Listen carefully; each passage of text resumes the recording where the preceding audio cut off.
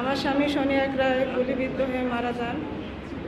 আমি এক হিন্দু পরিবার হয়ে তারপরে জামাতে ইসলাম আমাকে সহযোগিতা করেছে। আমার এক ছেলে এক মেয়ে। আমার স্বামী মারা গেছে, আমি আমার স্বামীর বিচার চাই। আমার শেখ হাসিনা দেশে আনি তার আমি বিচার চাই, আপনারা তার বিচার করবেন, তার আমি ফাঁসি চাই। আমার সন্তানের দাবি কে নেবে? আমার ওদের ভবিষ্যৎ আছে, আমার স্বামীর বিচার চাই। ধন্যবাদ। আমার মায় গুলি খাইছে কাজলা, উনি ঢাকা মেডিকেল ছিল 1 মাস 9 দিন, তো 1 মাস 9 দিন ঢাকা মেডিকেল ছিল, এই 30 তারিখে মারা গেছে। আমার মায় কোনো অপরাধ করে নাই কে, তারপর আমার মারে গুলি করে মারছে। আমার মায় না কোনো রাজনীতিতে জড়িত ছিল, না কোনো রাজনীতি করছে, তারপর আমার মারে গুলি করে মারছে। সারা জাতির কাছে আমার মার বিচার চাই, সরকারের কাছে আমার মার বিচার চাই। আমি শারমিন সুলতানা, আমার ভাই শহীদ মোহাম্মদ জুয়েল, ও 4ই আগস্ট কাজলা ওইখানে গুলিবিদ্ধ হয়ে রিক্সা যোগে নেওয়ার পথে ঢাকা মেডিকেলে মারা যান। আমার ভাই একজন কর্মজীবী ছিল, তারপরও তার ছাত্রদের জন্য খুব মন কাঁদত। প্রতিনিয়ত সে ভিডিও এবং ফেসবুকের বিভিন্ন খবরাখবর দেখে খুবই গর্জে উঠত এবং বলতো, এটা কেমন, নিজের দেশের মানুষের হাতে নিজেদের ছাত্ররা এইভাবে খুন হচ্ছে। সবসময় বলতো যে অভিভাবকদেরও পাশে দাঁড়ানো উচিত। তো 4ই আগস্ট 4:30টায় আমার সাথে ওর লাস্ট দেখা হয়। বলে সে ছাত্রদের সাথে যুক্ত হবে এবং সেখানে আন্দোলনে সরাসরি সম্পর্কিত থাকবে।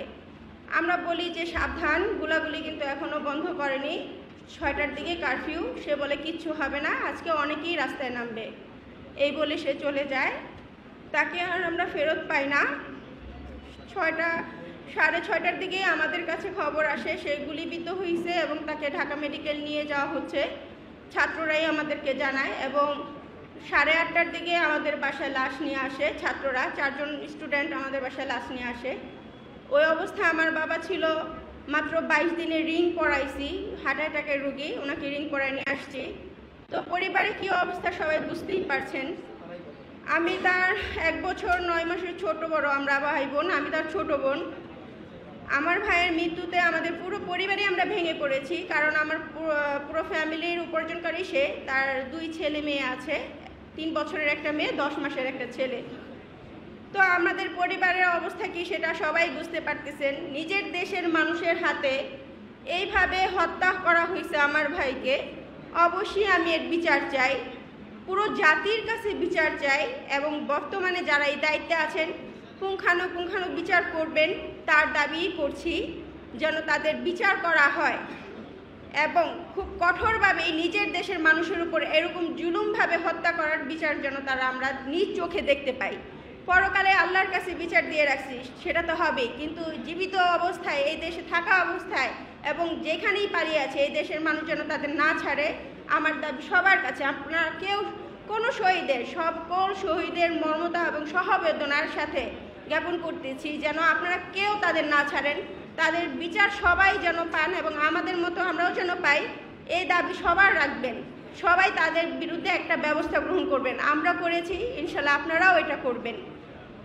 এবং অন্যথায় আমি জানাতে চাই, এই আমাদের মতো পরিবারের পাশে যারা দাঁড়িয়েছেন তাদের আমরা অনেক অনেক দোয়া করছি এবং অনেক ধন্যবাদ জানাচ্ছি। এইভাবেই যেন তারা সব সময় আমাদের পাশে, অনেক পরিবারের পাশে এবং দরিদ্র অনাথের পাশে যেন তারা দাঁড়াতে পারেন। আল্লাহ যেন তাদের সহায়ক হন। আসসালামু আলাইকুম।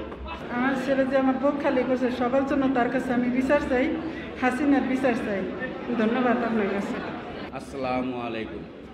আমার নাম হাজি মর্তুজা আলম, আমার ছেলের নাম শহীদ সাকিব হাসান। আমার 2টা ছেলে, এটা হলো ছোটো, দুনিয়া ইউনিভার্সিটিতে লেখাপড়া করতো।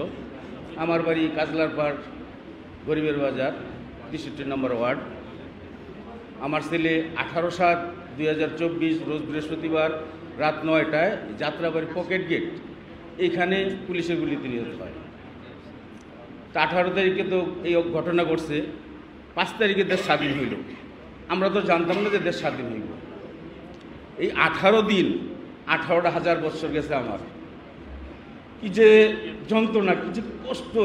আমার বড় ছেলে একদিন রাত্রে বলতেছে, আব্বা চলো না আমরা অন্য কোনো একদিন পলা থাকি।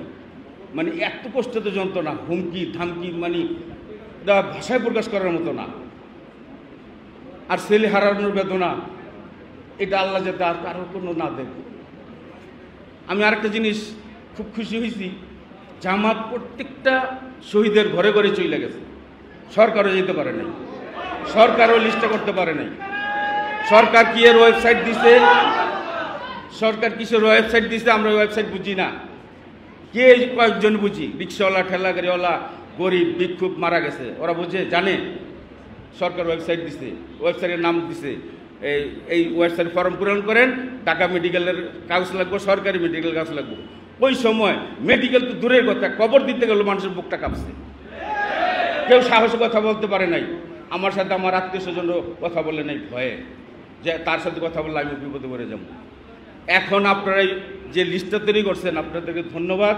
এই লিস্টটা আমাদের তরফ থেকে সরকারের কাছে পৌঁছে দিবেন।